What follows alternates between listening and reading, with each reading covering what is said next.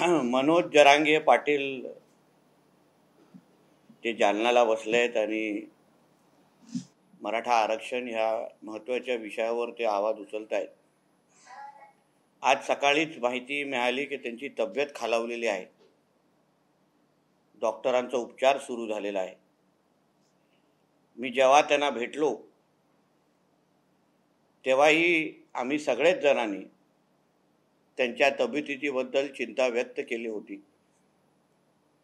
ते 36 किलोचे आहेत, त्यांना किडनीचा त्रास आहे आणि असं असताना पाणी न पिणं आणि दिवसांदिवस न जेवणं ही फार चिंतेची बाब आहे। मी जेव्हा त्यांच्या बरोबर स्टेजवर बसलेलो तेव्हा त्यांच्या नातेवाईकांनी आणि जवळच्या सहकाऱ्यांनी मला त्यांच्या तब्येतीची बद्दल चिंता व्यक्त केलेली। काय तुम्ही अजूनही पालकत्वाची वाट पाहताय? ओएसिस फर्टिलिटीने आता 90,000 जोडप्यांचं आयुष्य आनंदाने भरलं आहे। आजच कॉल करा 7825893602 वर आणि मिळवा फर्टिलिटी ट्रीटमेंटवर सूट आणि सर्वांना द्या आनंदाची बातमी। की ह्यांना काही होता कामा नये एवढी काळजी तुम्ही घ्या, म्हणून मी परत आपल्या माध्यमातून मनोज जरांगे पाटलांना आवाहन करीन की सातत्याने सरकारचे प्रतिनिधी तुम्हाला भेटतायत, तुमच्याशी बोलतायत, पण तुमची काळजी आम्हाला सगळ्यांना आहे। तुमचं काही चुकीचं होता कामा नये, हाच एक समाज बांधव म्हणून मला चिंता आहे। सरकार तुम्हाला विश्वास देत आहे की तुम्ही ज्याच्यासाठी झगडता आहात, आवाज उचलला आहात, तो मुद्दा सोडवण्यासाठी आमचं सरकार अतिशय सकारात्मक आहे। दोनदा गिरीश भाऊ तिथे येऊन गेलेले आहेत, सरकारचे अन्य मंत्री पण तिथे आले। काल रात्री पण मुख्यमंत्री आणि दोन्ही उपमुख्यमंत्री भेटले, चर्चा केली आहे। आज राज्य मंत्रिमंडळाची बैठक पण आहे। एवढे सगळे प्रयत्न तुमच्यासाठी होत असताना तुमचा कोणाला वापर करायला देऊ नका। जे कोण तुम्हाला कुठल्याही प्रकारचा अगर दबाव टाकत असतील बसण्यासाठी, पण एक समाज बांधव म्हणून तुम्ही तिथे तब्येतीची काळजी घ्यावी अशी विनंती परत आपल्याला मी ह्या निमित्ताने करतो। या विषयावर जे काय घाणेरडं राजकारण जातीचं सुरू आहे, वारंवार आमच्या उपमुख्यमंत्री देवेंद्र फडणवीस साहेबांबद्दल अतिशय खालच्या आणि वैयक्तिक पातळीची टीका होते आहे। मराठा नाही म्हणून ते मराठा समाजावर अन्याय करतायत असं बोललं आणि असे सोशल मीडियावर एक कॅम्पेन चालवली जाते। माझाही एक जुना व्हिडिओ मुद्दामून फिरवला जातोय। मीही स्वीकारतो की हो, मी तेव्हा म्हटलो होतो, पण माझ्यासारख्या असंख्य लोकांना गप्प करण्याचं काम फडणवीस साहेबांनी मुख्यमंत्री असताना केलं आणि मराठ्यांना टिकणारं आरक्षण देऊन दाखवलं। पण आज जे जे जातीमुळे फडणवीस साहेबांवर टीका करतायत, आदरणीय पवार साहेब देशाचे फार मोठे नेते आहेत, मी फार लहान आहे, पण एक मला प्रश्न मनात आला की फक्त फडणवीस साहेबांच्या जातीबद्दल प्रश्न आहे की त्या व्यक्तीवर राग आहे? कारण अगर जातीवर विषय असता तर मग उद्धव ठाकरे मराठा नाही आहेत। मग महाविकास आघाडी जेव्हा स्थापन केली तेव्हा मग मराठा मुख्यमंत्री हवा असा आग्रह का धरला नाही? मग तेव्हा मराठा नसलेले उद्धव ठाकरे कसे चालले? मग हा नुसता कुठल्या जातीचाच प्रश्न आहे का? मग जातीचा प्रश्न असेल तर मग उद्धव ठाकरे जे मराठा पण नाही आहेत, मराठा समाजाचे नाही आहेत, ज्या उद्धवजींच्या मुखपत्रामध्ये मराठा समाजाला मुका मोर्चा, मराठा मुक मोर्चांना मुका मोर्चा म्हणून कार्टून छापलं गेलं, माता भगिनींना अपमान केला गेला, ते उद्धव ठाकरे तुम्हाला चालतात। ज्या उद्धव ठाकरेंच्या जवळच्या सहकाऱ्यांनी संजय राजाराम राऊतनी आमच्या वंशजांना चे पुरावे मागितले, ते उद्धव ठाकरे तुम्हाला चालतात. मग आमच्या फडणवीस साहेबांवरच का वैयक्तिक टीका केली जाते? त्यांच्याच जातीबद्दल का विचारलं जातं? मग जे उद्धव ठाकरे मराठा समाजाचे पण नाही आहेत, मग त्यांना मुख्यमंत्री बनण्याचा आग्रह किंवा त्यांना महाविकास आघाडीचा मुख्यमंत्री का केला, ह्याचं उत्तर समाज विचारतोय. समाजाला याचं उत्तर हवंय. म्हणून याबद्दल लवकरात लवकर समाजाला उत्तर द्यावं, नाहीतर हे फडणवीस साहेबांच्या विरोधात जे घाणेरडं षडयंत्र जे सुरू आहे ते त्यांच्या वैयक्तिक, कारण का फडणवीस साहेबांनी राज्याचा विकास केला, राज्यातल्या भ्रष्टाचारांना थांबवलं, खूप लोकांना कामाला लावलं, आणि म्हणून त्यांच्यावर जो वैयक्तिक राग आहे त्याच्यामुळे त्यांच्यावर या पद्धतीची टीका होते. संजय राजाराम राऊतनी आज सकाळी केंद्र सरकारवर फार टीका केली. One nation one election fraud आहे. बोलणारा कोण? ज्यांनी खिचडीमध्ये फ्रॉड केलेला आहे. खिचडी चोर, ज्यांनी कामगारांना, सामान्य गरीब कामगारांना जी खिचडी मिळणार होती त्याचे पण कॉन्ट्रॅक्टचे पैसे ज्यांनी खाल्ले, त्यांच्या कुटुंबियांनी खाल्ले, तो केंद्र सरकारवर टीका करतोय. हा संजय राजाराम राऊत जेव्हा जालन्याला उपोषण स्थळी गेला तेव्हा तिकडच्या लोकांनी उद्धव ठाकरेंना ठणकवलं की ह्या संजय राऊतला बोलायला देऊ नका, ही याची समाजामध्ये इज्जत. आणि तो मराठा आरक्षणाबद्दल बोलतोय, मराठा आरक्षणाबद्दल सल्ले देतोय, केंद्र सरकारवर टीका करतोय. काही दिवस थांबा, संजय राऊतच्या कुटुंबातले लोक या खिचडीच्या बाबतीमध्ये लवकरच जेलवारी करणार आहेत. त्याच्या घरातले माणसं, घरातली लोक. मग सर्वात मोठा फ्रॉड कोण हे देशाला आणि राज्याला निश्चित पद्धतीने कळेल. बोला. संजय राऊतांनी जे विशेष अधिवेशन बोलवलं आहे त्याबद्दल सुद्धा एक चर्चा आहे.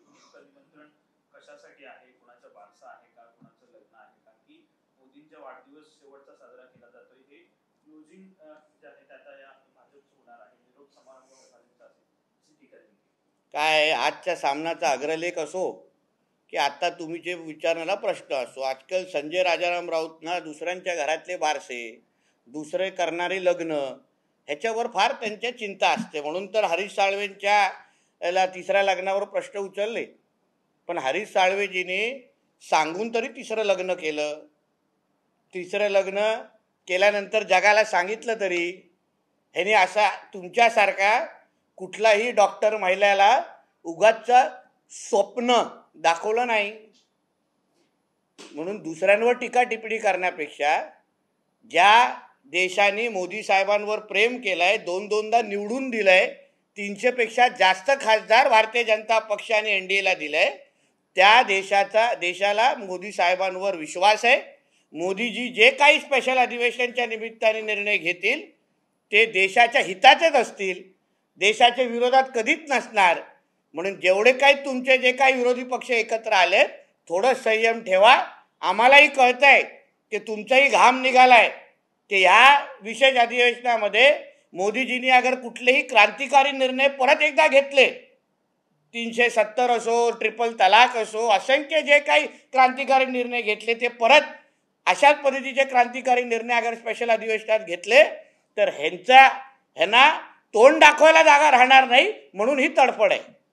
इंडिया आघाडीची बैठक जी आहे ती मुंबईत झाली. मुंबईतली बैठक मोठी बैठक शेवटची होती. यापुढे मोठ्या बैठका ज्या आहेत त्या होणार नाहीत. ज्या छोट्या छोट्या समित्या तयार केलेल्या आहेत त्यांच्या वैयक्तिक बैठका होणार आहेत. त्याकडे कसं बघताय? आता मोठ्या बैठका ज्या आहेत त्याला पूर्णविराम देण्यात आला. याचं कारण असं आहे की मोठ्या बैठकांमध्ये ह्यांच्या आपसातमध्ये असलेली जी नाराजगी ती बाहेर यायला लागली.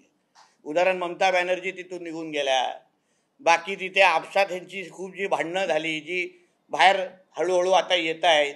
म्हणून ह्यांचा तमाशा होता कामा नाही. म्हणून ह्या सगळ्या गोष्टी आता छोट्या छोट्या बैठका घ्यायच्या. पण मला एक आव्हान करायचं आहे की तुम्ही एवढे संजय राजाराम राऊत, उद्धव ठाकरे सातत्याने जे बोलतायत, मग सनातन धर्माच्या बद्दल जे तमिळनाडूच्या मुख्यमंत्रीच्या मुलाने, त्या कार्ट्याने जो काही सनातन धर्माचा अपमान केलाय त्याच्याबद्दल सामनामध्ये अग्रलेख कधी लिहिणार? थेट हरीश साळवेंच्या तिसऱ्या लग्नाच्या बद्दल लिहिण्यापेक्षा सनातन धर्म, तुम्ही स्वतःला हिंदुत्ववादी म्हणताना, तुमचा मालक उद्धव ठाकरे हा मी किती हिंदुत्ववादी आहे याचे सर्टिफिकेट सगळ्यांना देत फिरतो, तर सनातन धर्माचा जो अपमान स्टॅलिनच्या कार्ट्याने जे केलाय त्याबद्दल उद्याचा एक अग्रलेख लिहिण्याची हिंमत तरी दाखव. म्हणून ह्या छोट्या बैठका किंवा कितीही बैठका घेऊन दे, ह्याचा NDAवर काही फरक होणार नाही. सर, शिवसेनेचे ज्येष्ठ नेते खासदार गजानन कीर्तिकर यांनी आपल्या पुस्तकात म्हटलंय की उद्धव ठाकरे मुख्यमंत्री झाल्यानंतरही मात्र शिवसैनिक जे आहेत ते रस्त्यावर होते आणि याला जोडून ते पुढे म्हणाले की शिंदेना खुर्ची द्यायची नको होती म्हणून 2014 साली उद्धव ठाकरेंनी उपमुख्यमंत्री पद नाकारलं. पण ते खरंच आहे. सातत्याने उद्धव ठाकरेची जी राक्षसी महत्वाकांक्षा होती मुख्यमंत्री बनण्याची, आणि ती 99 पासून होती, ती आत्ता नव्हती, आणि त्याच्यामुळे त्यांनी शिवसेना संपवली आहे. उद्धव ठाकरेच्या अवतीभोवती असलेल्या मराठा नेत्यांना संपवण्याचं काम हे उद्धव ठाकरेंनी वर्षानुवर्ष केलंय, जे आता मराठा मराठा मराठा करतायत ना. म्हणून गजानन कीर्तिकर साहेबांसारख्या ज्येष्ठ नेत्यांनी जे म्हटलं ते खरंच आहे. त्यांना एकनाथ शिंदे साहेब असो, नारायण राणे साहेब असो, राजसाहेब हे लोकांना लांबच करायचं होतं आणि स्वतःच्या बायकोचं स्वप्न पूर्ण करायचं होतं, आणि म्हणून ह्या सगळ्या नेत्यांना लांब केलं. खरंच आहे ते. किरीट सोमय्या प्रकरणी मुंबई पुणे शाखेने आता चौकशी करणार होती आणि आता थेट लोकशाही चॅनल आणि संपादकांविरुद्ध गुन्हा दाखल केलेला आहे. तुमची प्रतिक्रिया काय एकंदरीत? कारण सभागृहामध्ये प्रकरण आले होते, उच्चस्तरीय समिती नेमण्याचं आश्वासित करण्यात आलं होतं. आता ती बातमी मीही ऐकलेली आहे. मला वाटतं पोलीस आपला तपास करेल आणि चौकशीमध्ये जे काय बाहेर येईल त्याच्यावर आपण टिप्पणी करू, पण शेवटी पोलीस तपास चालू असताना त्याच्याबद्दल बोलणं चुकीचं आहे.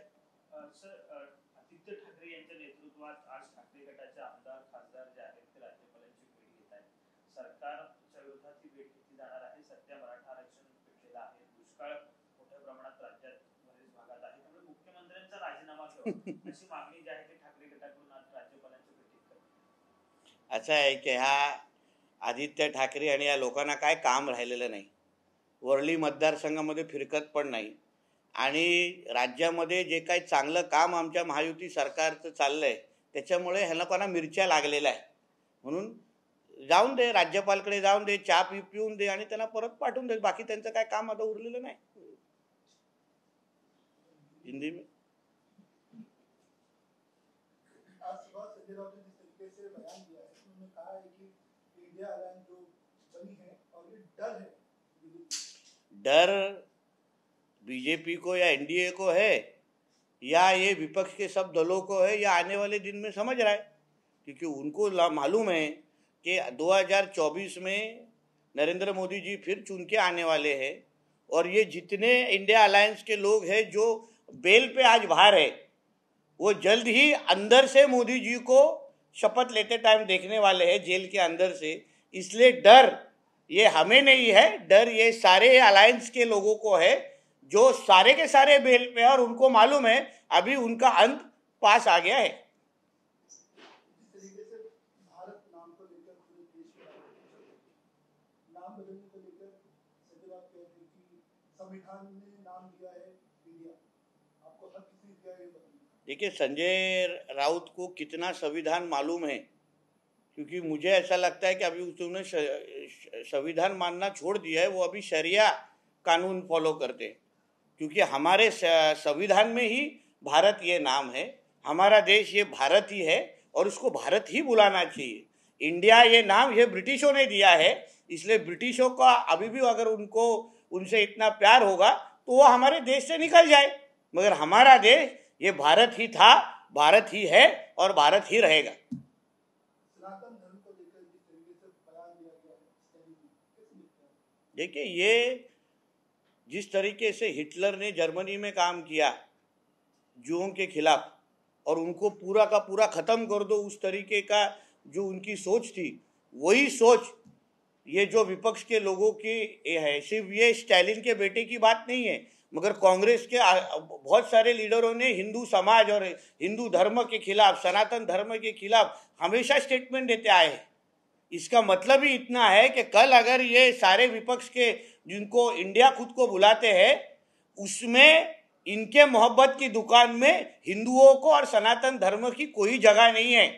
ये अगर कल पावर में इंडिया में आएंगे, देश में आएंगे, तो हिंदुओं को खत्म करने का काम, ये सनातन धर्म मिटाने का काम ये सारे इंडिया अलायंस के लोग करने वाले हैं।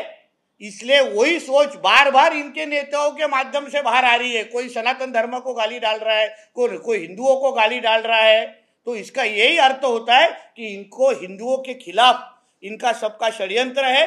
इसलिए हमारे देश में जो 80% जो हिंदू समाज रहता है, उन्होंने सोच के ये सारी चीज खुले आंखों से देखनी चाहिए कि ये सारे लोग अगर कल सत्ता में आएंगे तो हिंदुओं को खत्म करने का काम जैसे हिटलर ने जर्मनी में किया, वैसे ही ये सारा विपक्ष हिंदुओं की हालत इस भारत देश में करेंगे। इसलिए हिंदुओं ने सोच समझ के, क्योंकि आज नरेंद्र मोदी जी है, आज भारतीय जनता पार्टी है, आज एनडीए है, इसलिए हिंदू सुरक्षित है, इसलिए सनातन धर्म सुरक्षित है। कल अगर ये सारे के सारे विपक्ष सत्ता में आएंगे तो देश में हिंदू दिखेंगे नहीं।